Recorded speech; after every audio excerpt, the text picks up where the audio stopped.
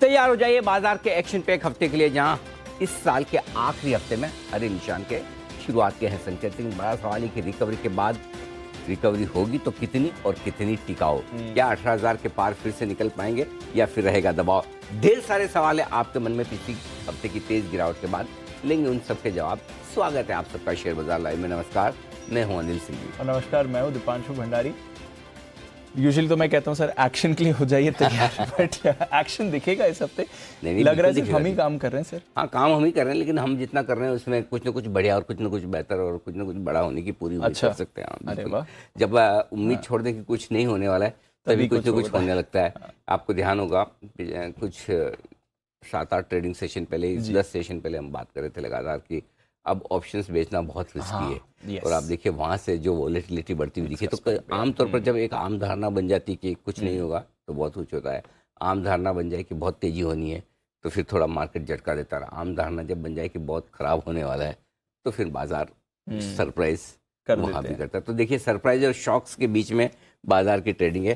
और आज इस हफ्ते की जो हम शुरुआत करने जा रहे हैं, एक बार जल्दी से ट्रिगर्स देख लीजिए। किन ट्रिगर्स के दम पर आज आपको इस ट्रेडिंग सेशन को और इस हफ्ते को देखना है। डाउ सेंट्रल रैली के पहले $2.25 अंकों की तेजी के साथ चढ़ता हुआ नजर आया। कच्चा तेल भी 4% उछल कर आया, $84 के आसपास आता हुआ दिखा है। जी बिजनेस की बड़ी और एक्सक्लूसिव खबर पर मुहर लगती हुई दिख रही है, जहां सुवेन फार्मा में एडवेंट ने एक बड़ी हिस्सेदारी खरीदी और ओपन ऑफर भी आता हुआ नजर आएगा।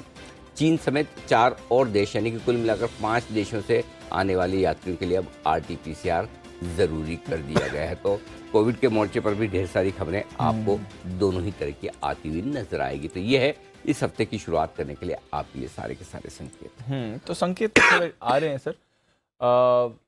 RT-PCR टेस्ट भी वापस आ गए हैं, तो उस पर भी रखनी है नज़र। चाइना की तो लेकर बहुत सारी खबरें आई हैं, हालांकि अब वही बात है किसको विश्वास करें क्या नहीं करें। बट थोड़ा पिछले हफ्ते का पहले ग्लोबल मार्केट सेटअप समझाएं, फिर इस हफ्ते की बात करेंगे। ये हुआ क्या? चाइना ट्रिगर था, कुछ और ट्रिगर था? ईयर एंड है तो पोजीशंस हल्की करनी थी, वॉल्यूम्स कम थे इसलिए वॉलेटिलिटी ज़्यादा थी। बट सडनली बाजार को ऐसी क्या रियलाइजेशन हो गई कि मुझे इतनी वॉलेटिलिटी लेकर आनी है? ग्लोबल मार्केट्स की या हमारे मार्केट्स की? पहले ग्लोबल मार्केट्स की, फिर ग्लोबल मार्केट्स तो मेरे ख्याल से छुट्टियों के पहले का मूड माहौल है। अच्छा। और उसमें साथ में थोड़ा सा आग में घी डालने का काम चाइना की खबरों ने कर दिया। वैसे देखा जाए तो कोई भी ग्लोबल मार्केट्स ऐसा है नहीं जो चाइना की वजह से गिरा हो। अगर अमेरिकी बाजार थोड़े बहुत कमजोर हुए भी, वो भी कोई खास नहीं, तो भी वो सिर्फ और सिर्फ एक रेगुलर मुनाफा वसूली जो होती है। और एक्चुअली हमारे बाजार ही पिछले हफ्ते ज्यादा गिरे हैं। वैसे देखा जाए तो ग्लोबल मार्केट्स में उतनी कमजोरी हुई भी नहीं, और इनफैक्ट तेजी हुई। एक बार तो अमेरिका 550 पॉइंट ऊपर भी बंद होकर आया था, मेरे ख्याल से गुरुवार के दिन था, लेकिन उसके बावजूद हम मजबूत नहीं हो पाए। मेरे ख्याल से ग्लोबल मार्केट्स तो डीप सेट है, ऐसी कोई दिक्कत वाली बात नहीं। आप देखिए शुक्रवार को जो डेटा है कंज्यूमर सेंटीमेंट के डेटा, वो अच्छे हैं। कहीं कोई इकोनॉमिक डेटा में खराबी है नहीं। ऐसा कोई खबर चाइना को छोड़ दें तो ऐसी कोई खबर ऐसी है नहीं। और चाइना को लेकर भी लोगों को भरोसा नहीं कि कितनी खबरों पर भरोसा किया जाए, कितनी सही है कितनी गलत। और हमारे बाजारों को छोड़कर ज्यादातर बाजार चाइना पर कोई रिएक्शन दे भी नहीं रहे। करेक्ट।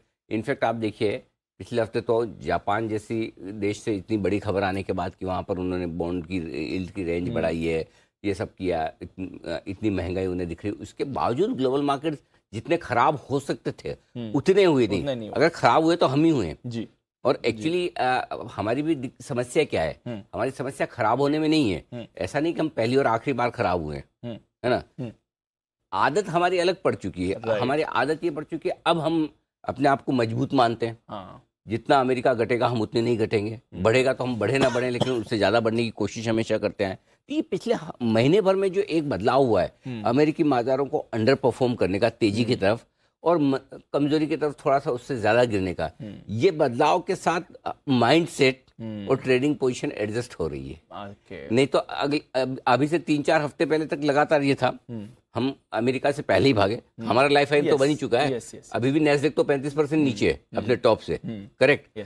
डाउ अपने टॉप से काफी नीचे है। करेक्ट। 20-22%। तो हम तो अच्छा कर ही रहे हैं। तो वो अच्छा करने में हमने एक दिमाग में माइंडसेट बना लिए कि हाँ हम अच्छा ही करेंगे। और ऐसे में अगर पहली बार कभी आपको ये देखने को मिले कि अरे हम तो डाउ के मुकाबले में ज्यादा गिर रहे हैं, है ना, तो वो माइंडसेट शायद अब बाजार एडजस्ट करने की कोशिश कर रहा है, इसीलिए ज्यादा खराब लग रहा है। अदरवाइज 1000 पॉइंट की निफ्टी की कमजोरी ऊपर के लेवल से इतनी बड़ी नहीं है। हाँ मतलब ट्रेडर्स के लिए बड़ी है, हाँ। इन्वेस्टर्स के लिए उतनी बड़ी है। 5-6% करेक्शन तो लाजमी रहता है। 4-5% रनिंग करेक्शन जनरली कई बार आ आप जाता देखते है, हैं। हाँ। सो आई थिंक थोड़ा सा ग्लोबल मार्केट्स को आउट परफॉर्म करने की जो हिंदुस्तान की आदत थी वो आदत कम हो रही है और उसे हमें समझना पड़ेगा।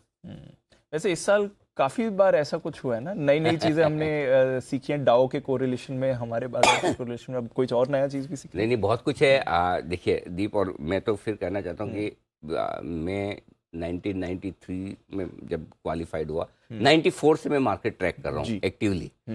तो लगभग आप समझ लीजिए कितना 28 साल 29 साल होने हैं।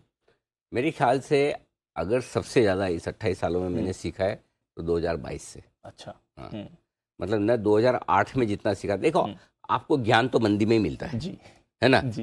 तेजी में लोगों के पैसे बनते हैं, मंदी में अकल आती है। यस सर, ठीक है। Yes sir. लेकिन इस साल अलग ही तरह की नॉलेज मिली है, अलग ही तरह का मतलब जो आप सोच नहीं सकते वो हुआ। तो आज इसी पर हम 11 बजे शो करने का प्लान भी कर रहे हैं, आप और हम साथ में होंगे। और हम ये शो कर रहे हैं 2022 की पाठशाला। तो उसमें हमने 3 खास चीज़ें रखी है। ऐसी क्या चीज़ें थी 2022 की जो हम भूल गए, अनलर्न किया, जिसे भूलना जरूरी है। ऐसी क्या चीज़ें जो नहीं सीखी, जो लर्न किया। ऐसी क्या चीज़ें जिनको रीलर्न किया, पहले से आती थी लेकिन वापस से सीखी। तो ये शो करने के पीछे कई बार आप बोलते कि हिस्ट्री में जाके क्या मिलेगा या पास्ट में जाके क्या मिलेगा, लेकिन हर चीज़ आप जो फ्यूचर प्रेडिक्ट करना चाहते हैं वो पास्ट के बेसिस पे ही करते हैं। बिल्कुल सर, है ना। अंदाज से तो कोई नहीं कह सकता कि ये हो जाएगा। आप पुराने डेटा, पुराने ट्रेंड, पुराना माहौल वो देखते हैं और उसके हिसाब से आप आगे की बात करने की कोशिश करते हैं। तो आज हम 11 बजे आपके लिए विशेष शो लेकर आ रहे हैं और हमने इस शो को बनाने में काफ़ी मेहनत की है। बिल्कुल आई एम श्योर आपको बड़ा मज़ा आएगा, काफ़ी कुछ सीखने को मिलेगा। हमने भी बहुत सीखा है। तो हमारी जो लर्निंग्स रही 2022 की वो हम आपके सामने रखेंगे। तो 11 बजे ये वाला शो मिस मत कीजिए। बिल्कुल। बहुत खास पेशकश है। थ्रू द ईयर सर हमने इसके बारे में बात की, कई सारी चीजें आपने, तो वो समअप होके आ जाएगा। लगातार हमने बोला कि क्या क्या कुछ बदल रहा है। ठीक है सर। अच्छा, हमारे बाजारों से पिछले हफ्ते आपने क्या सीखा? जो ये वॉलेटाइल है, और मोर इम्पोर्टेंटली इस हफ्ते का क्या व्यू बनता है, क्योंकि ग्लोबल मार्केट्स बंद रहेंगी, पार्टिसिपेशन कम रहेगा, तो हमारे ट्रेडर्स या हमारे इन्वेस्टर्स के लिए क्या नजरिया बनता है सर इस समय? दीप देखिए, 2 चीज़ें हैं। पहले जहाँ तक हमारे बाजारों का सवाल है, लगभग उस लेवल तक पहुंच गए जहां तक का एक करेक्शन आना था। अब यहां से कमजोर होते हैं तो समस्या है, क्योंकि हम पहले भी बात कर रहे थे कि 17,835 17,900 ये गैप जो निफ्टी ने छोड़ा है लगभग उस लेवल के आसपास आना चाहिए जी। लगभग उस लेवल के आसपास आ गया। अपना क्लोजिंग बेसिस पे स्टॉप लॉस जो इन्वेस्टर्स के लिए वो 17,800 था, लगभग वहां पर आप आकर बंद हुए। जो डे ट्रेडर्स थे उनको स्टॉप लॉस 18,700 दिया था छुट्टी से आते ही। 18,500 पोजिशनल ट्रेडर्स के लिए था। इन्वेस्टर्स के लिए जिन्हें लगाना है, मैं ये कहूँगा कि वैसे जो इन्वेस्टर्स हैं जिनका व्यू 1 साल प्लस का है उन्हें लगाने की जरूरत भी नहीं है, लेकिन जिनको 2-3 महीने का इन्वेस्टमेंट करते हैं, जिनको रिस्क मिनिमम करनी है, उनके लिए 17,800 के नीचे बंद होने पर आपका स्टॉप लॉस होता है। और आप सेफ रहना चाहें तो 17,700 कर लें, 100 पॉइंट और छोड़ दें कि भाई 100 पॉइंट। कई बार क्या होता है कि आप पता चला एक दो बार जाके हाँ टच होके आ गया, और शुक्रवार को बंद भी 17,800 पे ही हुआ, तो उसके नीचे हुआ नहीं। अब जहां तक सवाल आगे की स्ट्रेटेजी का है, मैं मार्केट के डायरेक्शन को लेकर एकदम क्रिस्टल क्लियर हूँ। शुक्रवार को भी हमने यही बात की, गुरुवार को भी यही कहा है, आप 1% के फॉल पे आप इन्वेस्ट करते रहिए। 3 दिन आपको पैसा लगाना है, 3 हफ्ते में आपको इंतजार करना है, आपका पैसा बन जाएगा, उसमें कोई बदलाव नहीं। इसलिए नहीं कि डाउ आपका 250 पॉइंट ऊपर हो गया है, 400 पॉइंट रिकवर होके, या डाउ फ्यूचर्स आपको आई डोंट नो मूव नहीं हो रहे तो पता नहीं चल रहे नहीं चल रहे, काम कर रहे नहीं कर रहे, लेकिन 160-70 पॉइंट डाउ फ्यूचर्स ऊपर है, करेक्ट, स्टेबल है, मूवमेंट नहीं आ रहा। तो I don't know Dow futures क्या इस वक्त वर्किंग है, बट ओवरऑल मेरे ख्याल से उस रुझान में कोई बदलाव नहीं है। धीमे धीमे खरीदारी करने का मार्केट है, पैनिक करने की जरूरत नहीं है, डरने की जरूरत नहीं है। और अब ऐसी सिचुएशन में ऊपर के लेवल्स क्या इंपॉर्टेंट है वो बता दूं।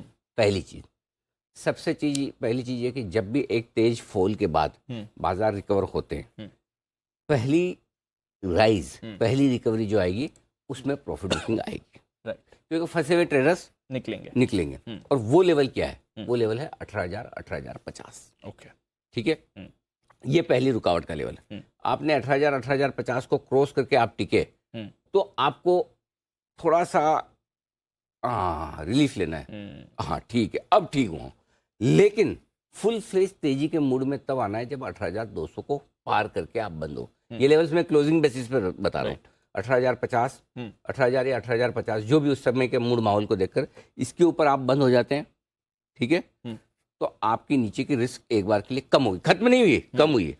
18,200 के ऊपर जिस दिन आप बंद होंगे उस दिन आप समझ लीजिए नीचे देखे कि मेरा बॉटम 17,780 पे बन गया है या जो भी लेवल हो वो बन गया, क्लियर है। तो आज अगर आप 18,000 18,050 पहुंचेंगे एक बार वहां पर, अगर आज या कल में, तो एक बार वहां प्रॉफिट बुकिंग आएगी। हो सकता है एक बार वापस आप 17,800 850 के आसपास आने की कोशिश करें, फिर वहां से मूड माहौल देखें और फिर कूदे वापस। राइट। सो आप जैसे ऊपर से नीचे आ रहे थे तब लेवल की इंपॉर्टेंस है, वैसे नीचे से ऊपर जा रहे हैं तब लेवल की इंपॉर्टेंस है। तो अगर आप डे ट्रेडर हैं, ध्यान से सुनिएगा, अगर आप डे ट्रेडर्स हैं आपका स्टॉप लॉस 18,050 के ऊपर की क्लोजिंग का है शॉर्ट साइड में। अगर आप पोजिशनल ट्रेडर हैं, 2-3 हफ्तों 2 हफ्तों के लिए ट्रेड करें, आपका स्टॉप लॉस 18,200 के ऊपर का है। समझ गया। और अगर आप इन्वेस्टर्स वाले हैं और जिनको एकदम सेफ होने की बात करें ना, 18,500 जिस दिन वापस 18,500 के ऊपर बंद हो आप मान लो। तो ये लेवल्स के हिसाब से आपको चलना है, सिंपल। क्योंकि क्या होता है, कई बार जब खबरें ढेर सारी होती है, एक्शन कभी बहुत ज्यादा होता है, कभी बिल्कुल नहीं होता। बहुत ज्यादा एक्शन में भी तकलीफ है, बिल्कुल ना हो तो भी तकलीफ है, क्योंकि आज 12 मार्केट बंद है। अमेरिका के को लेकर, ब्रिटेन को लेकर सारे, तो कई बार कुछ नहीं होता तो भी आप कंफ्यूज होते हैं क्या करूं, नहीं तो मुझे यहाँ से डायरेक्शन मिल रहा है, वहां से मिल रहा है, कहीं से नहीं मिल रहा तो क्या करूं। तो बिल्कुल निश्चिंत होकर आराम से लेवल्स को फोकस कीजिए। आज 17,700 के नीचे बंद होते हैं तो ही टेंशन लेनी है, नहीं तो पिछले हफ्ते की अपने पास बहुत सारी टेंशन पहले से पड़ी हुई है जो अपन लेकर चल रहे हैं आगे, और नई वाली नहीं लेनी। नई 17,700 के नीचे बंद होगा तो ही लेनी, अदरवाइज कोई बात नहीं, जितना खराब होना था हो गया। समझ गया। लेवल्स के हिसाब से चलिए, क्योंकि क्या होता है इस तरह के माहौल में एग्जैक्टली किस लेवल से मार्केट कहाँ घूमेगा, कितना जाएगा, वो अंदाजा लगाना मुश्किल है, लेकिन हाँ लेवल ध्यान में रखेंगे तो ठीक रहेगा। तो संकेत दिख रहे हैं कि एक जो होना था हो गया, अब एक रिकवरी आ सकती है, ऐसा मान लिया? रिकवरी तो आएगी, 100% आएगी, हाँ अनडाउटेडली रिकवरी आएगी, और रिकवरी के लिए जगह भी अच्छी है 17,800 के आसपास की, तो वो तो आनी है। टिकेगी कितनी, क्वेश्चन मार्क तो वही है, क्योंकि क्या होता है इस रिकवरी में किसी को खरीदना नहीं है, सबका फंसा हुआ है, और जिनका फंसा हुआ है उनको बेच के निकलना है। तो हमेशा जब भी रिकवरी आएगी, और आपके सामने बड़ा लेवल कौन सा, 18,000 राउंड फिगर में, तो इसलिए जब आप 18,000 18,050 पहुंचेंगे तो एक बार पहले बिकवाली वहां पर आएगी। और उसके बाद हो सकता है थोड़ा नीचे आए, फिर वापस। क्या है, मजबूत सेलर से मजबूत बायर चाहिए आपको। वो अभी कमजोर ट्रेडर्स बाहर हुए, अगर आप 18,050 और 18,200 पार करेंगे तो कमजोर शॉर्ट सेलर्स बाहर होंगे। और पिछले 5 साल का रिकॉर्ड है दीप, ये पीरियड ऐसा है जहां आपका पैसा बनता है। अब अपनी किस्मत भी बहुत खराब है, इसी साल वो रिकॉर्ड टूटे, वो तो ठीक है, लॉ ऑफ एवरेजेस कभी भी लग सकता है, लेकिन आप किसी न किसी डेटा के बेसिस पे, किसी न किसी ट्रेंड के बेसिस पे आप ट्रेड करते हैं। तो इस वक्त इस लेवल पर जब आप 17,800 पे बंद हुए तो रिस्क रिवॉर्ड रेशियो खरीदने के फेवर में, बेचने के फेवर में। बेचना चाहते जरूर बेचिए, शॉर्ट करना चाहते जरूर करें, उछाल आने दे वहां बेचे, हड़बड़ी और जल्दबाजी में नीचे ना बेचें। समझ गया। और अगर आपकी लॉन्ग पोजीशन है, आपको निकलना भी है, तो उछाल का इंतजार करें, उस उछाल में बेचें, हड़बड़ी में नीचे में औने पौने दामों मत बेचें। आई एम श्योर काफी लोगों का फ्राइडे माल छूट गया होगा, और वो आज फिर से वो सोचेंगे अरे अब मैं क्या करूं, मेरा मिस हो गया, मेरा बिक गया, अब आज तो 100 पॉइंट 200 पॉइंट 150 पॉइंट ऊपर हो गया। ये होता ही है जब पैनिक होता है। कैश मार्केट के स्टॉक्स में जिस तरह से गिरावट हुई है, उसमें काफी ट्रेडर्स की पोजीशन हल्की हुई है, कमजोर ट्रेडर्स की जो होती है, या पोजीशन आपकी जरूरत से ज्यादा है, या लीवरेज है, ये रिस्क रहती है हमेशा मार्केट में। बिल्कुल। सर आप रिकवरी की बात कर रहे हैं, आपके कोई और इंडिकेटर्स हैं या कुछ और चीज जो आप देख रहे हैं जो आपको रिकवरी का भरोसा दिला रहा हो? रिकवरी देखिए 2-3 चीजें थी। एक तो शायद कोविड को लेकर इस बार सावधानी वाली चीजें ज्यादा है बजाय इसके कि अभी तक की रिस्क की। अभी तक कोविड में ऐसा कुछ भी नहीं हुआ कि जिसकी वजह से कि आपको पैनिक करना पड़े। अगर हम सावधानी में भी पैनिक करना चाहते हैं, ये हमारी इच्छा है, सावधानी में पैनिक नहीं होता है, ये आपको बेचने का बहाना देता है। राइट, है ना, एक चीज है। तो आप, हमारी बात नहीं कर रहा हूं, दुनिया में कहीं भी देख लो, कोविड में को लेकर अभी पैनिक नहीं है। पॉइंट नंबर 1, कौन हमारे में से सोचता है कि कोविड की फर्स्ट या सेकंड वेव जैसी वापस आ सकती है? फर्स्ट और सेकंड वेव देखने के बाद भी हम लाइफ हाई पे पहुंचे, करेक्ट। सो हो सकता है आपका 500 पॉइंट घट जाए, 200 पॉइंट घट जाए, 1000 पॉइंट ऊपर से नीचे घट गया, और भी घट सकता है, कोई बड़ी बात नहीं है। लेकिन उस आपका व्यू अगर ये है कि वापस से 15,200 आ जाएगा, तब तो अलग बात है। तो अलग बात या आपका व्यू है कि वापस से 18,800 आ जाएगा, जैसा कि हर बार वापस रिकवरी होकर आता है, तो फिर किस बात की टेंशन है? ये इन्वेस्टर्स के लिए। ट्रेडर्स को तो आपको डेली बेसिस पे स्टॉप लॉस रखना है, वो रखना ही है। कई बार जैसे लोग है ना, वो निकाल के डालते हैं, जो जिसकी आप बात कर रहे हो कि क्या क्या इंडिकेशन है। एक इंडिकेशन तो ये है, दूसरा इंडिकेशन ये है कि कैश मार्केट के स्टॉक्स में जो बिकवाली तेजी से हो रही है, कैश मार्केट में जो छोटे छोटे 20-20% स्टॉक 15% घट रहे हैं, वो तो एफआईज नहीं बेचते हैं, वो तो लोकल फंड नहीं बेचते हैं, उनके पास होते नहीं है। इसका मतलब ट्रेडर्स की पोजीशन हल्की हो रही है। तीसरी चीज ये कि गिरावट में डेटा खराब नहीं है, न कोई एफआईज दम लगाकर बेच रहे हैं। 1-1 बिलियन तो नहीं बेच रहे उतना बड़ा। एक जमाने में तो आपने 1-1 बिलियन की बिकवाली 5-5-6-6 हजार करोड़ की भी रोज लिए, इनफैक्ट लोकल फंड खरीद रहे हैं। चौथी चीज जो कई बार मैं कहता हूँ, ट्विटर ट्रोलर इंडेक्स, वो क्या कह रहा है? वो भी लगभग लाइफ टाइम लो पर पहुंच चुका है। तो लोगों ने सैटरडे संडे को छुट्टी के दिन जमकर भड़ास निकाली है। हम तो उसमें भी पॉजिटिव देखते हैं। हाँ, जितने ज्यादा लोग भला बुरा कहे, उतना जल्दी मार्केट बॉटम बनता है। बिल्कुल। तो इसलिए सबका अपना अपना व्यू है। आप क्योंकि एक जमाना था जब रिटेल की पोजीशन से आइडिया लग जाता था, रिटेल ओवरबॉट है मतलब मार्केट गिरेगा, रिटेल ओवरसोल्ड है मतलब मार्केट बढ़ेगा। अब वो पोजीशन और वैसी रही नहीं। तो बहुत सारे संकेत हैं, ठीक है, अपनी अपनी जगह है, लेकिन ओवरऑल मुझे लगता है कि बहुत ज्यादा यहाँ से नीचे की रिस्क है नहीं। अब कितना रिकवर कर पाते हैं, कितना टिक पाते हैं, वही देखने वाली बात है। वैसे आपने ट्विटर ट्रोल इंडेक्स की बात करी तो काफ़ी एक्टिव रहे ओवर द वीकेंड, बट काफ़ी सारे जो हमारे रेगुलर व्यूअर्स हैं, जेन्युइन व्यूअर्स हैं, वो ये भी पूछ रहे थे कि अगर रिकवरी आती है तो इसमें क्या करना है, कुछ खरीदारी के बिल्कुल खरीदना है। थोड़ी देर में आपको स्टॉक्स भी बताऊंगा, तो एक बार स्ट्रैटेजी समझ लें, फिर ये पूछे आपसे। डन। चलिए, तो इंतजार करिए, क्योंकि स्ट्रैटेजी के बाद अनिल जी आपको बताएंगे भी कि इस रिकवरी में आपको कहां पर बाजार में मौके बनते हुए देख सकते हैं। चलिए सर, फिर आज का सेटअप समझाइए। ग्लोबल संकेत पॉजिटिव साइड पर है, एफआईएस के संकेत नेगेटिव से हल्के न्यूट्रल साइड पर है। न्यूट्रल नेगेटिव के बीच में आप कुछ भी रख सकते हैं। घरेलू फंड्स के संकेत अच्छे खासे पॉजिटिव हैं। वायदा कारोबार के संकेत न्यूट्रल से हल्के पॉजिटिव है। सेंटीमेंट लोगों का सुधरने में वक्त लगेगा, शायद आज के बाद सुधरे जी। ट्रेंड पॉजिटिव है। ओके, 17,650, 17,725 ये आपके लिए पहला मजबूत सपोर्ट जोन। इसके नीचे जाने की संभावना कम है।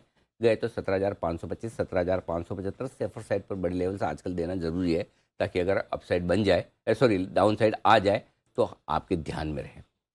ऊपर 17,850, 17,925 इस रेंज में खुलकर हम देखेंगे आगे कितना बढ़ते हैं, नहीं बढ़ते हैं। अगर बढ़े तो 17,975, 18,050 ये रेंज है जो आज के लिए काफी है, और वहां पर आपको प्रॉफिट बुकिंग करनी चाहिए, बिकवाली करनी चाहिए अगर आप डे ट्रेडर हैं तो। मैं फिर बता दूं, हमेशा स्ट्रेटजी आपको अलग अलग होती है। दो स्ट्रेटजी को आप कंपेयर करेंगे कि डे ट्रेड वाली क्या, डे ट्रेड के लिए फॉर एग्जांपल 43,100 मजबूत सपोर्ट है, या फिर समझ लीजिए कि 18,200 मजबूत सपोर्ट है। और दूसरी स्ट्रेटजी की जो 17,835, 17,900 आना है, जो गैप है, वो पोजिशनल ट्रेडर्स के लिए है।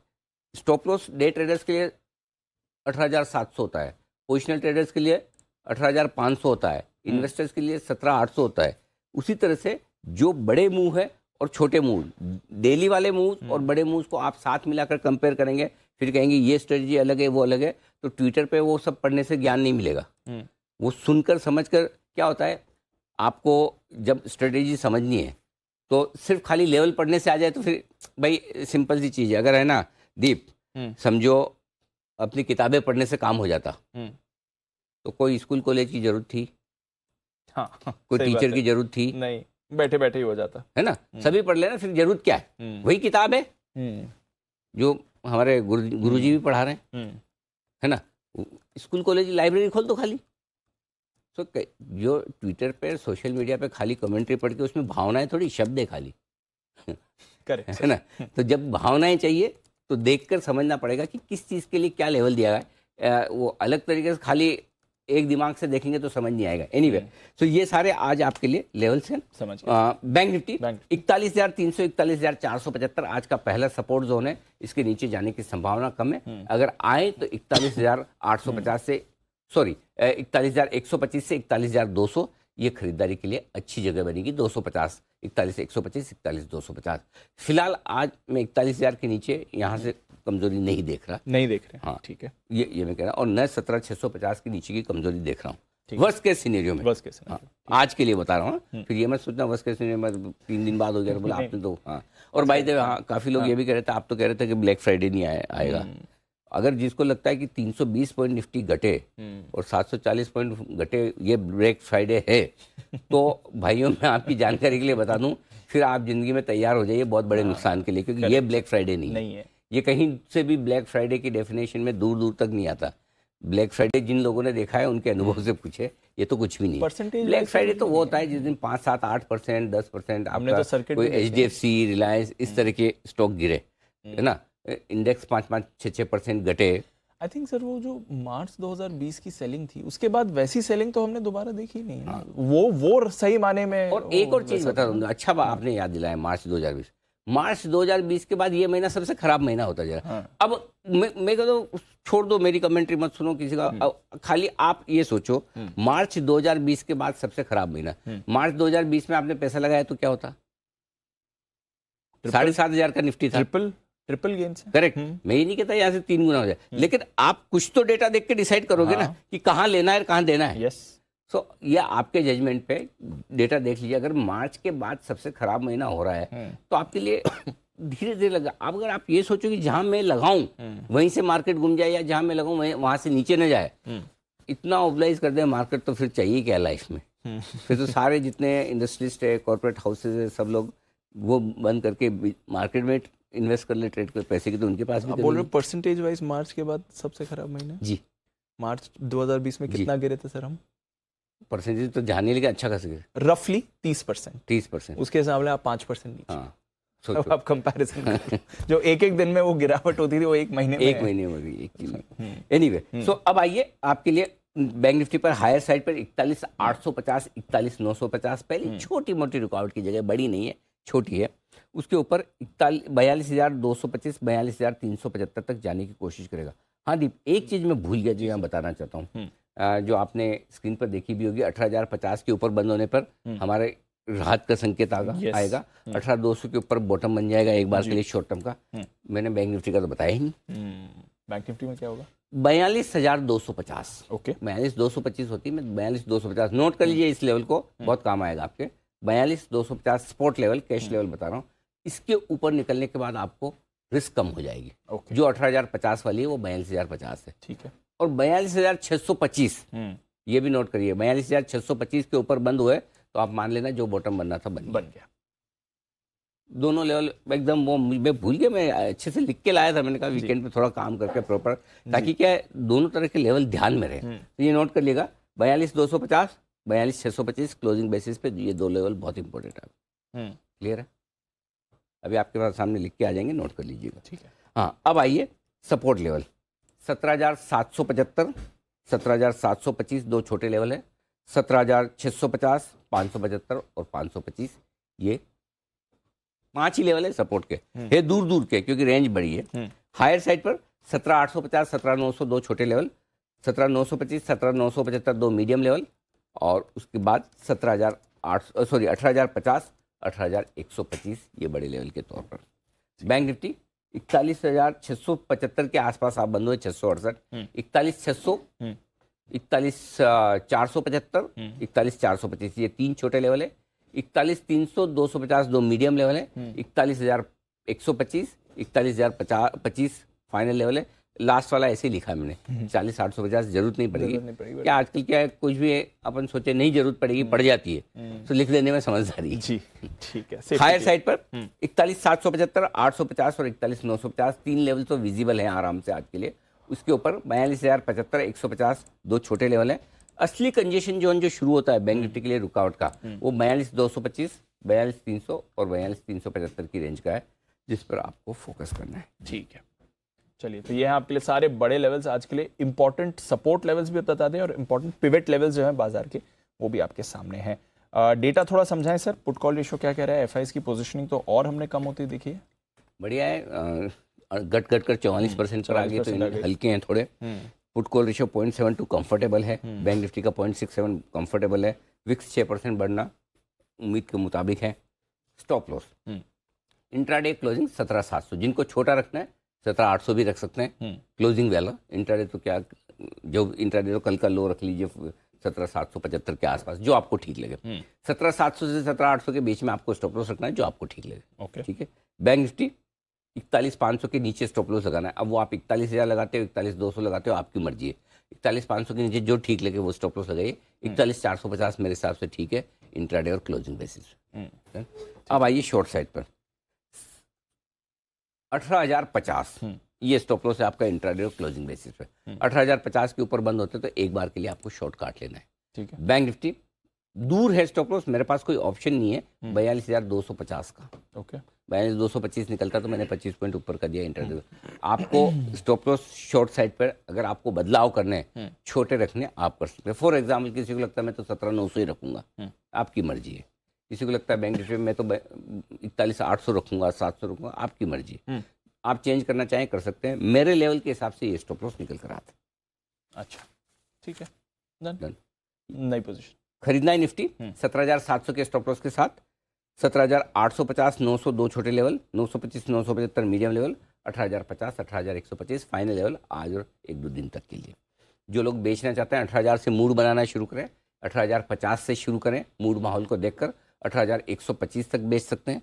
18,250 का स्टॉप लॉस होगा। टारगेट जो होंगे 17,925, 17,900, 17,850, 17,800 और 17,775 तक के, ऐसा है। लेकिन ये ट्रेड अगर आप लेते हैं शॉर्ट का तो स्ट्रिक्ट स्टॉप लॉस और लेवल को ध्यान में रखते हुए लेना है। मौका मिला तो ठीक है, नहीं मिला तो कोई बात नहीं। Got it. अब आइए बैंक निफ्टी खरीदना है 41,450 के स्टॉप लॉस के साथ। ये टारगेट डीप ऊपर के बनेंगे 41,775, 850, 950, वही जो हायर लेवल्स दिए।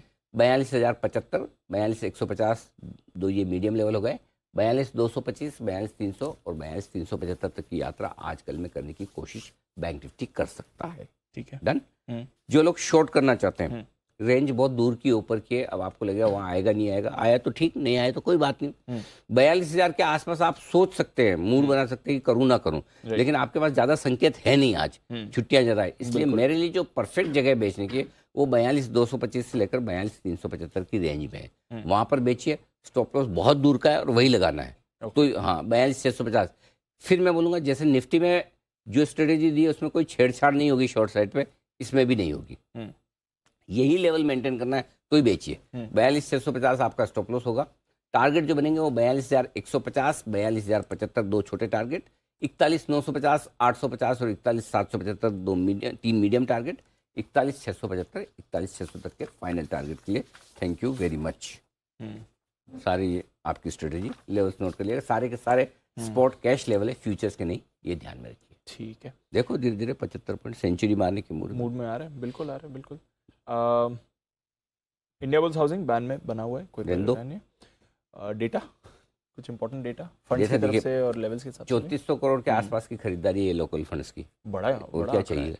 आई डोंट नो ये कुछ बल्टी रिलेटेड है या क्या है, बट नहीं डील्स भी होंगी, लेकिन फिर भी 3400 करोड़, बिल्कुल 700 करोड़ का कैश में बेचा है एफआईज ने, उससे ज्यादा स्टॉक फ्यूचर्स खरीदे 825 के, और इंडेक्स 550 करोड़ के। तो बेचा तो तीसरी महाशक्ति नहीं है।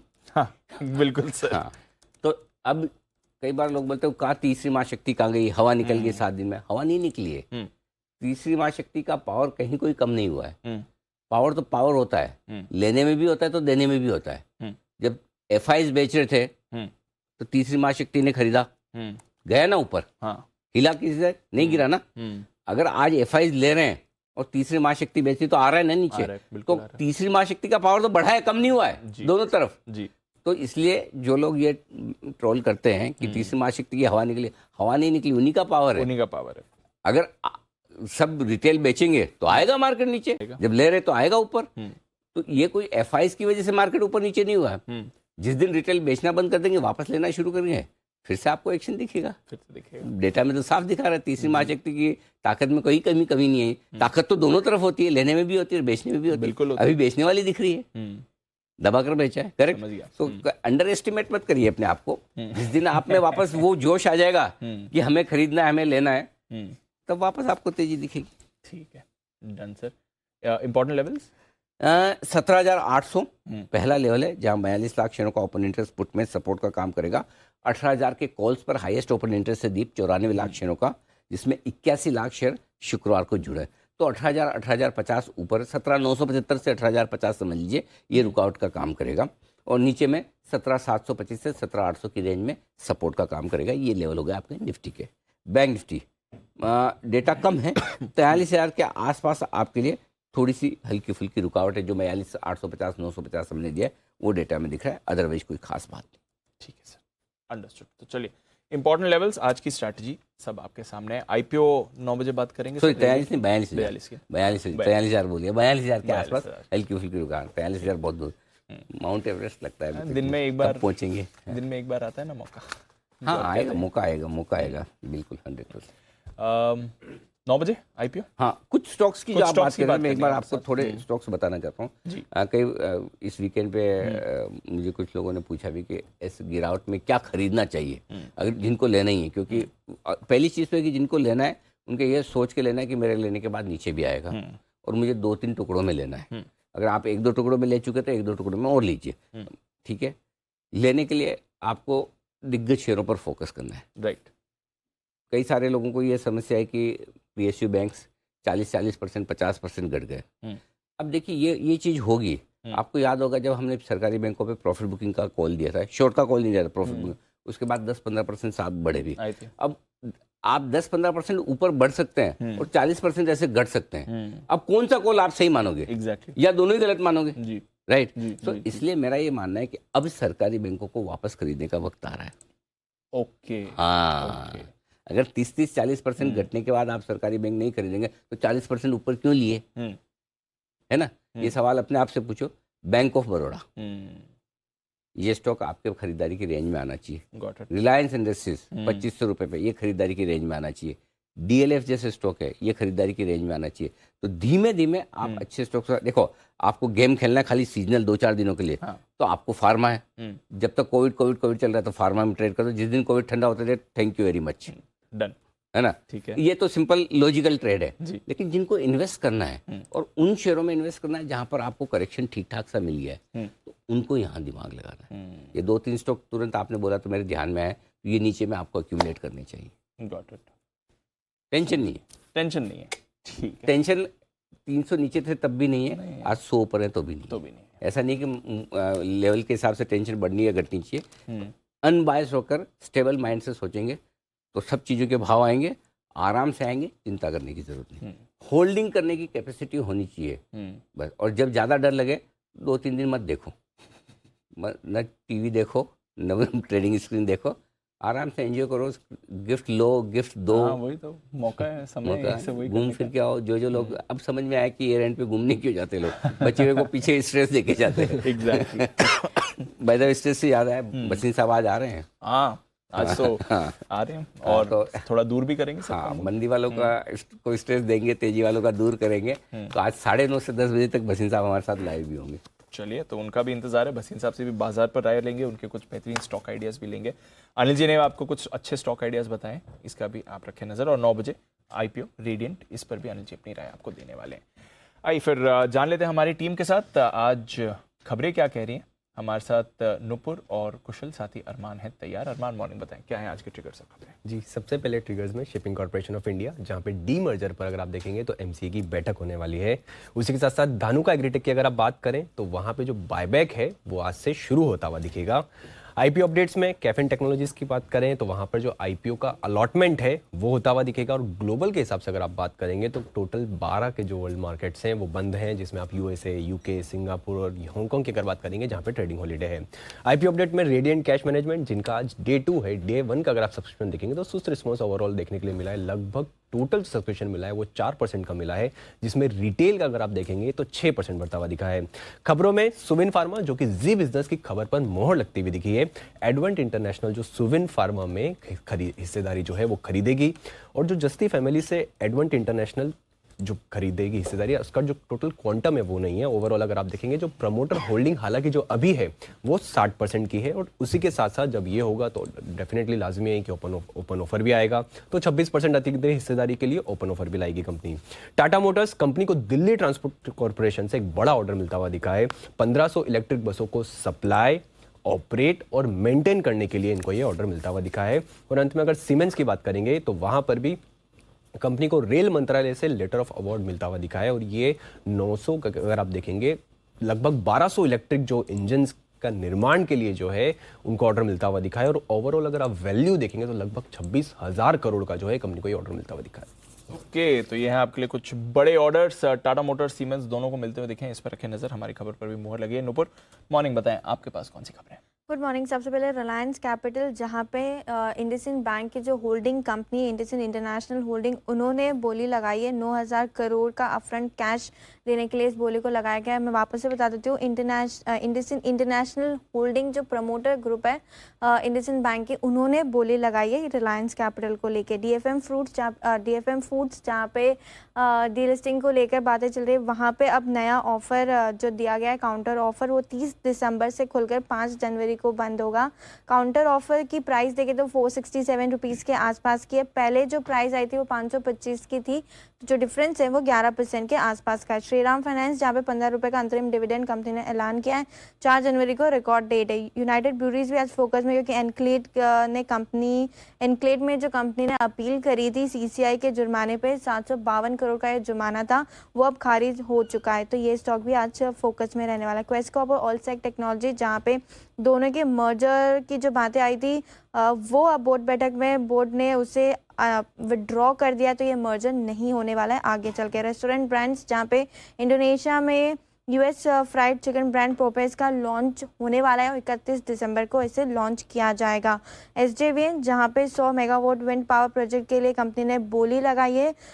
2.9 यूनिट पर यूनिट पर इस बोली को लगाया गया है और इसके प्रोडक्शन के लिए करीबन 700 करोड़ जुटाएगी। तो ये स्टॉक भी आज फोकस में रहने वाला है। ओके, तो ये है आपके लिए कुछ और खबरें और हमारी खबर पर मुहर भी लगी है सुवेन को लेकर। आइए कुशल से जानते हैं कुछ और खबरें आज की। कुशल, बताएं क्या लिखा? बिल्कुल, मॉर्निंग दीप। यहाँ पर इंडिया ग्लाइकोल्स गेटवे डिस्ट्रीपार्क फोकस में रहेगा, क्योंकि जेवी कंपनी में इंडिया ग्लाइकोल्स ने पूरी हिस्सेदारी बेचने के लिए शेयर परचेज एग्रीमेंट कर लिया है। लगभग 42% इनकी हिस्सेदारी है और लगभग 62 करोड़ रुपए इस शेयर परचेज एग्रीमेंट के तहत एडजस्टमेंट के बाद इनको मिलते हुए दिखेंगे। इनफैक्ट वेस्ट लाइफ फूडवर्ल्ड भी फोकस में है। आईसीआईसीआई प्रूडेंशियल लाइफ, इन्होंने कंपनी के 31.19 लाख शेयर्स बेचे हैं। बिक्री के बाद हिस्सेदारी 5.13% से घटकर 3.13% हुई है और ये 5 जुलाई से लेकर 22 दिसंबर के बीच ये शेयर्स बेचे गए हैं। औसतन प्राइस 360 रुपए प्रति शेयर के भाव पर ये बिक्री हुई है। नुवोको विस्तास, यहाँ पर अच्छी खबर है क्योंकि फंड एक्शन पॉजिटिव है। एसबीआई म्यूचुअल फंड ने लगभग 4 लाख शेयरों की यहाँ पर खरीदारी की है। हिस्सेदारी 5% के ऊपर चली गई है, 5.09%। 22 दिसंबर को ये ओपन मार्केट ट्रांजैक्शन हुए थे। प्रमोटर एक्शन में टूरिज्म फाइनेंस कॉर्पोरेशन, प्रमोटर प्राणस्त्री होल्डिंग्स, इन्होंने कंपनी में हिस्सेदारी अपनी बढ़ाई है। 10 लाख शेयरों की खरीदारी की है और अब कंपनी का टोटल शेयर होल्डिंग 8.79% हो गया है। 21 से 23 दिसंबर के बीच ये ट्रांजैक्शन किए गए थे। अंत में लैंडमार्क कार्स, हाल ही के आईपीओ है। गोल्डमैन सैक्स ने यहाँ पर खरीदारी की है 3.92 लाख शेयर्स की 466.5 रुपीस पर शेयर के बेसिस पर, और इंटीग्रेटेड कोर स्ट्रेटेजीज उसके अगेंस्ट में इन्होंने 3.82 लाख शेयर बेचे हैं 463.8 के प्राइस पर। तो ये है आपके लिए सारी खबरें। And Anil ji, just an indication की कितना कम काम बाकी लोग कर रहे हैं। आज आशीष नहीं है हमारे साथ। नो ब्रोकरेज रिपोर्ट एक भी रिपोर्ट नहीं आई है। 3 दिन वीकेंड हो गए, एक भी नहीं है। वीकेंड पर भी एक भी रिपोर्ट नहीं है। चलिए, बढ़िया है, छुट्टियों का मूड माहौल है, कोई बात नहीं। रिपोर्ट आए ना आए, हमारे साथ हमारे एक्सपर्ट्स हैं, हमारा तो काम उन्हीं से चल जाता है। दमदार पैनल का करते हैं स्वागत पिक ऑफ द वीक के साथ।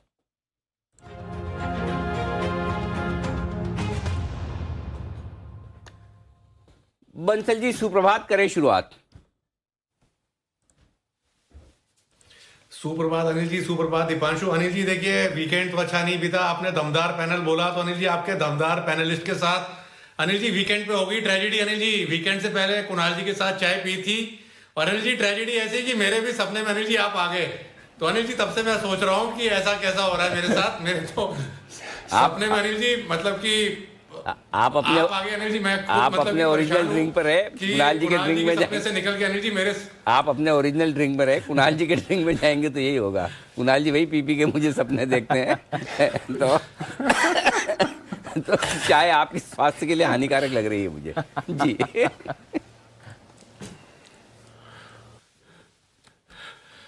और अनिल जी, अब मेरा जो पिक ऑफ द वीक है, जैसे अभी आप बोल रहे थे कि अच्छी चीजों को लें, रिलायंस को लें, इसको लें मार्केट की गिरावट में, तो मैं भी अनिल जी ऐसा ही एक नया स्टॉक निकाल के लाया हूँ। स्टॉक है HDFC बैंक। 1580 1580 का स्टॉप लॉस है, 1634 के टारगेट के लिए HDFC बैंक है मेरा पिक ऑफ द वीक। अच्छा, by the way Bansal ji बताएंगे मैं आपके सपने में कर क्या रहा था? अनिल जी पता है क्या, मैं आप ये अनिल जी सार्वजनिक नहीं कर सकता अनिल जी, मतलब कि कुछ नई चीजें मुझे निकल के सामने आई। और अनिल जी ट्रेजेडी ये है कि आपके साथ साथ पीछे पीछे ये जो पीछे भोले भाले बैठे हुए ना हिमांशु जी, हाँ। ये भी पहुंच गए थे। तो मैं ये सोच रहा था मेरे सपने में तो अनिल जी अप्सराएं आती है, ये आप दोनों कहां से आ गए? तो कुणाल जी के घर अनिल जी चाय नहीं पीऊंगा Anil ji. The first and early sign that you are getting older. तो भाइयों, जो जो शादी में बंसल जी को दूल्हा समझते हैं, दूल्हे के पिताजी भी हो सकते हैं। आइए स्वागत किया जाए कुणाल जी का। कुणाल जी सुप्रभात, बताएं sir pick of the week.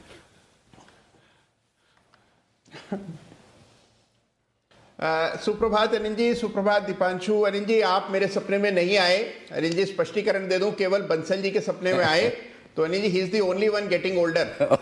Okay perfect. एक ही आदमी कहाँ कहाँ जाएगा? वो भी तो, मेरी भी तो लिमिटेशन है। जी सर बताएं। अनिल जी देखिए, अभी आपने कहा कि बड़े स्टॉक्स पर फोकस करें, तो अनिल जी ऐसा ही एक बड़ा दिग्गज शेयर है जिसने अभी तक इस फॉल में बाजार को आउट परफॉर्म किया है। स्टॉक का नाम है L&T। L&T मुझे लगता है कि इन स्तरों पर डेफिनेट बाय है। स्टॉक एक सपोर्ट तक आ चुका है। इन स्तरों पर रिस्क रिवॉर्ड बहुत फेवरेबल है। एक छोटा सा स्टॉप लॉस रखें 2030 पर।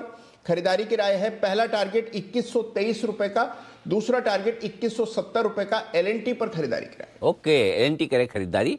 आइए हिमांशु जी से भी जाने उनकी पसंद का शेयर। सुप्रभात sir. Good morning Anil ji, good morning दीप, good morning everyone. Anil ji मेरी तरफ से इस बार नोटा है।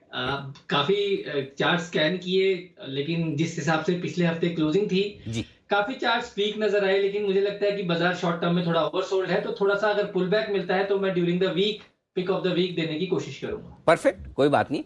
आइए जैन साहब से करें मुलाकात। जैन साहब सुप्रभात, बताएं सर इस हफ्ते का आपकी पसंद का शेयर। बिल्कुल Anil ji, very good morning. और आज एकदम पूरे हफ्ते के लिए मैं पूरा प्रॉपर्ली हूँ। एक बहुत बड़ा ट्रैवल था पिछले हफ्ते में, तो मैं नॉन स्टॉप सारे इंडिया के अलग अलग कॉर्नर तक पहुंच गया था। बट एनीवेज इस बार एकदम सिस्टमैटिकली मैं फार्मा स्टॉक्स लाया हूँ। और मुझे ऐसा लगता है, देखिए जब भी इस टाइप का माहौल बनता है, तो पिछली बार भी हमने फार्मा से शुरू किया था, फिर आईटीज होंगे, फिर आपने जो बड़ी कंपनियां बोली वैसा होगा। बट यस, क्रैक फ्राइडे को बहुत बड़ा था। स्मॉल कैप और मिड कैप में बड़ा क्रैक था, जहां जिस इंडेक्स को मैं ज्यादा देखता हूँ, निफ्टी भले ही ऊपर का जैसा भी हो, बट स्टॉक्स में जो अंडर करंट था वो काफी वीक था। और रीजन बीइंग देखिए, जो आपने आज तीसरी महाशक्ति की बात कही, तो वहां से सेलिंग आई है। तीसरी महाशक्ति एक्चुअली में बहुत पावरफुल है, वो समझ में आ गया। बट एनीवेज मुझे ऐसा लगता है कि जिन्होंने भी हमारे राय पे स्टॉक्स लिए हैं, फंडामेंटली स्ट्रॉन्ग स्टॉक्स होते हैं, तो कहीं घबराने की बात नहीं है। जैसे टूटते वैसे बढ़ते भी हैं। मिड कैप स्मॉल कैप की अच्छी बात ये है, 2-3 दिन में सारी रिकवरी आ जाती है। 20-20% के सर्किट लगाने में भी टाइम नहीं लगता है। और पीएसयू बैंक्स वगैरह जो ऊपर से करेक्ट हुए हैं, तो it can be an opportunity. ऐसा नहीं, बस वेट कीजिए, क्योंकि लेवल्स अब इतने फास्ट करेक्ट होकर ऐसे लेवल्स पे आ गया है कि सारी चीजें लगता है कि कहीं ना कहीं डिस्काउंटेड हुई भी है। So let's see. बट फिर मैं फार्मा स्टॉक्स को लाया हूँ। सनोफी इंडिया, जो कि मतलब ये स्टॉक बहुत ज्यादा हिट नहीं रहा है, मेरे रिकमेंडेशन के बाद ऊपर गया है, टारगेट्स भी अचीव हुए हैं, बट बहुत ही अंडर परफॉर्मर रहा है। और अब ऐसा लगता है कि ऐसे लेवल पे यहाँ से खोने को कुछ नहीं है, और ऊपर ये जाने की दमखम रखता है। शैफलर हमारे कुणाल जी की फेवरेट एक कंपनी, और राकेश जी कुणाल जी ने बासफ इंडिया भी दिया हुआ और मैंने भी दिया हुआ है। ये stock Sanofi, शैफलर, बासफ and last but not the list Cipla, जो कि एक सबसे बड़ा फार्मा का आउट परफॉर्मर है। ओके, तो सारे के सारे फार्मा और अंतर्राष्ट्रीय कंपनियों पर है फोकस, और इसी से समझ जाए कि मार्केट के कमजोरी खत्म होने के संकेत भी आ रहे हैं। तो यहाँ पर खरीदारी करने की राय जैन साहब की तरफ से। आइए सुमित जी भी जुड़ चुके हैं हमारे साथ। सुमित जी गुड मॉर्निंग, बताएं sir pick of the week. Good morning Anil ji, good morning. Anil ji, pick of the week के तौर पे मेरे को ऐसा लग रहा है कि बाय साइड का स्टॉक लेके काम करना चाहिए, और जो स्टॉक अभी मेरे रडार पे आया है उसका नाम है टाइटन। टाइटन के अंदर यहाँ पे एक लोअर लेवल्स पे सपोर्ट बन रहा है। टाइटन यहां से एक अच्छा बाउंस बैक और अच्छा पुल बैक ऊपर की तरफ दिखाना चाहिए। तो इस हफ्ते के अंदर टाइटन के अंदर बाय करके चलना है। जिन्होंने पोजीशंस बना रखी है वो लोग पोजीशंस होल्ड करें। टाइटन के अंदर 2480 2475 के आसपास लॉन्ग पोजीशंस इनिशिएट करके चल सकते हैं। यहां से ऊपर में जो टाइटन में टारगेट देखने को मिल सकते हैं 2540 2575 रुपए तक के लेवल टाइटन में यहां से ऊपर की तरफ देखने को मिलने चाहिए। नीचे में जो चार्ट्स के ऊपर सपोर्ट है 2425 2430 के आसपास है, तो 2425 का स्टॉप लॉस लगा के टाइटन में ये हफ्ते के लिए खरीदारी करें। ऊपर में 2575 रुपए तक के लेवल टाइटन में देखने को मिल सकते हैं। सुमित जी, आज बेचने का इरादा नहीं है? नहीं अनिल जी, मुझे लग रहा है कि यहाँ पे सपोर्ट मिलना चाहिए। हाँ। और एक अच्छा बाउंस मार्केट में यहाँ से ऊपर की तरफ अब इस हफ्ते में बनना चाहिए और नए साल की शुरुआत एक अच्छी तेजी के साथ होनी चाहिए। चलिए बढ़िया है। तो मजबूती की तरफ सुमित जी आ चुके हैं और Sumit ji he one of the first mover थे शॉर्ट साइड पर मंदी की तरफ, और अब सुमित जी फिर से तेजी में आ रहे, तो बढ़िया इंटरेस्टिंग है। तो आज सुमित जी हमारी नजर है आपके ऊपर 11 बजे तक। जी जी हाँ ओके, आइए बढ़ते आगे। सिमी जी भी तैयार है। हाँ सिमी जी अब बहुत दिनों बाद मुस्कुराएगी, नहीं तो शॉर्ट दे दे के सिमी जी परेशान हो गए थे। बोले अब अगर मंडे को मार्केट खराब दिखा तो मैं शो में नहीं आऊंगी। लेकिन सिमी जी आप ही के लिए हमने सेंचुरी लगाने का प्लान किया है। 100 पॉइंट ऊपर लगभग पहुंच चुका है SGX निफ्टी। बताएं ma'am, pick of the week. Very good morning Anil ji, very good morning Dipanshu. Excuse me, मेरे तरफ से आज का पिक ऑफ द वीक होगा सन फार्मा। मैं फार्मा सेक्टर के ऊपर ही जाना चाहूंगी क्योंकि मुझे लगता है कि जब तक कि कोविड का ये फीवर रहेगा तब तक फार्मा सेक्टर आउट परफॉर्म करना चाहिए। सन फार्मा ऐसे ही मार्केट को आउट परफॉर्म किया था पूरा सेक्टर को, तो अभी भी मुझे लगता है कि सन फार्मा यहाँ से भी अच्छा मोमेंटम शो कर सकता है। 975 का स्टॉप लॉस के साथ खरीद कर चलने का सलाह होगा। 1030 का पहला टारगेट, 1055 का दूसरा टारगेट के लिए सन फार्मा को खरीद कर चलने का सलाह होगा। तो सन फार्मा इसमें करनी है आपको खरीदारी, इस पर भी रहेगी नजर। जैन साहब, सुवेन फार्मा की भी डील अनाउंस हो गई, हमारी खबर पर ही मुहर लगी। आप फार्मा की बात भी कर रहे थे, सुवेन फार्मा का भी जरा एक बार मेंशन करें। एडवेंट मेजॉरिटी हिस्सा खरीदेगा, फिर 26% के लिए ओपन ऑफर आएगा। हालांकि अभी प्राइसिंग को लेकर कुछ सामने नहीं आया है। बाद में इनकी एक ग्रुप कंपनी है, उसके साथ मर्जर भी हो जाएगा। API और क्रैम्स पोर्टफोलियो बढ़ाने की बात चल रही है। कैसे देखना है सर इसे? नहीं, इट्स अ पॉजिटिव न्यूज। और देखिए मेरे हिसाब से तो जिन्होंने लिया हुआ है वो होल्ड करके रखें। और ये तो देखिए बहुत पहले शायद हमारे चैनल पे आया भी था। और जिस लेवल पे स्टॉक है और जो फार्मा के ऊपर मैं बुलिश हुआ हूं अभी, तो मुझे लगता है कि बिल्कुल ये बने रहना चाहिए। और बहुत अच्छी न्यूज है इनफैक्ट। और ओपन ऑफर आएगा और सारी चीजें होंगी, तो ये पूरे जो जर्नी है उसमें रहना चाहिए। और डाउन साइड भी बहुत ज्यादा है नहीं खोने को स्टॉक में, और ऊपर के लेवल्स भी बहुत अच्छे दिखाए हुए हैं। 650 तक के भी लेवल स्टॉक ने दिखाए हुए हैं। So let's see, I feel कि बिल्कुल ये अच्छी न्यूज, और आज भी मेरे हिसाब से एक तेजी के साथ ही खुलना चाहिए। सुवेन फार्मा पर रखिए नजर। एक बार इसके चार्ट्स पर भी राय ले ली जाए। सिमी जी जरा सुवेन फार्मा का भी लेवल देखें sir. Towards end of trade Friday को एक स्पाइक आया था। 496 की क्लोजिंग है, 2.5% ऊपर बंद हुआ। चार्ट्स क्या कह रही हैं सुवेन फार्मा की?